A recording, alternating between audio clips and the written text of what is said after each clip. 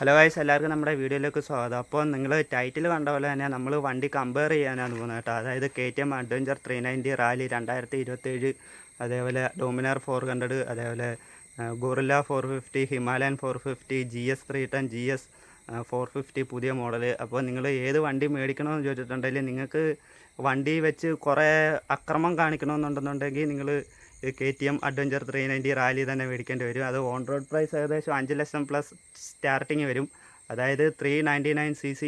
അത് അതിൻ്റെ സ്പെക്ക് കാര്യങ്ങൾ, സസ്പെൻഷൻ അഡ്ജസ്റ്റബിൾ, അങ്ങനെ കുറേ ഫീച്ചർ, ക്രൂയിസ് കൺട്രോൾ, അങ്ങനെ എന്തൊക്കെയോ വരും. നിങ്ങൾ മറ്റ് വീഡിയോ കാര്യങ്ങളൂടെ എടുത്ത് നോക്കിയിട്ടുണ്ടെങ്കിൽ അതിൻ്റെ കൂടുതൽ വിവരങ്ങൾ കേട്ടാ. ഞാനിന്ന് കമ്പയർ ചെയ്യാൻ പോകുന്നത്.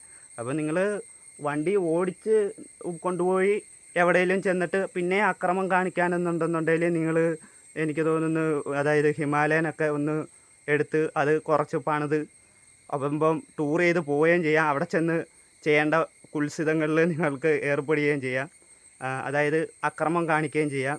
പക്ഷേ എനിക്ക് തോന്നുന്നു ഈ KTM ഇതിനെ സംബന്ധിച്ച് ഒന്നെങ്കിൽ നിങ്ങൾ വണ്ടി എടുത്തിട്ട് സീറ്റ് കാര്യങ്ങളൊക്കെ ഒന്ന് മാറ്റേണ്ടി വരും. ഇത് അക്രമം കാണിക്കാൻ വേണ്ടി മാത്രം ഇറക്കിയ ഒരു സാധനമായിട്ടാണ് എനിക്ക് ഇത് തോന്നിയത്.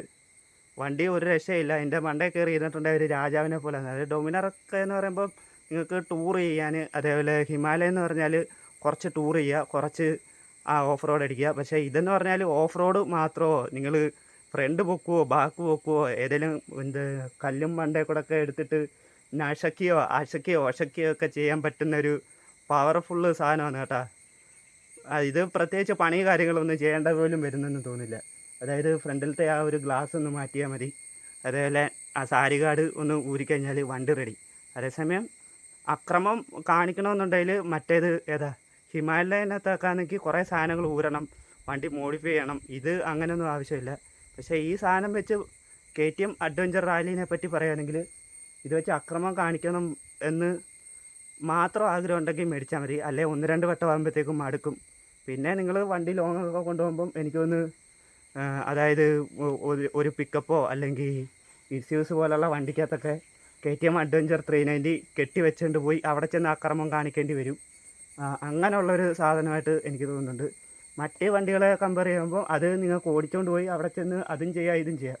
പക്ഷേ അത് മാത്രം ചെയ്യാൻ വേണ്ടി ഉള്ള ഒരു സാധനം പോലെയാണ് എനിക്ക് തോന്നിയത്. പിന്നെ നിങ്ങളുടെ മൈൻഡ് സെറ്റാണെന്നുണ്ടെങ്കിൽ നിങ്ങൾക്ക് തീർച്ചയായിട്ടും KTM മേടിക്കാം. പിന്നെ മടുത്തെന്ന് തോന്നിക്കരുത്. അപ്പോൾ ചെറിയൊരു കാര്യം പറഞ്ഞതേ ഉള്ളൂ. പിന്നെ വീഡിയോ നിങ്ങൾക്ക് ഇഷ്ടമായാൽ ഒന്ന് ലൈക്ക്, ഷെയർ, സബ് ചെയ്യുക. അതായത് റാലി 2027 മോഡൽ വണ്ടിയുടെ വീഡിയോ ഞാനിവിടെ ഡിസ്ക്രിപ്ഷൻ ബോക്സിൽ കൊടുത്തിട്ടുണ്ട് കേട്ടോ. നമ്മൾ കഴിഞ്ഞ ദിവസം വില കാര്യങ്ങൾ പോയി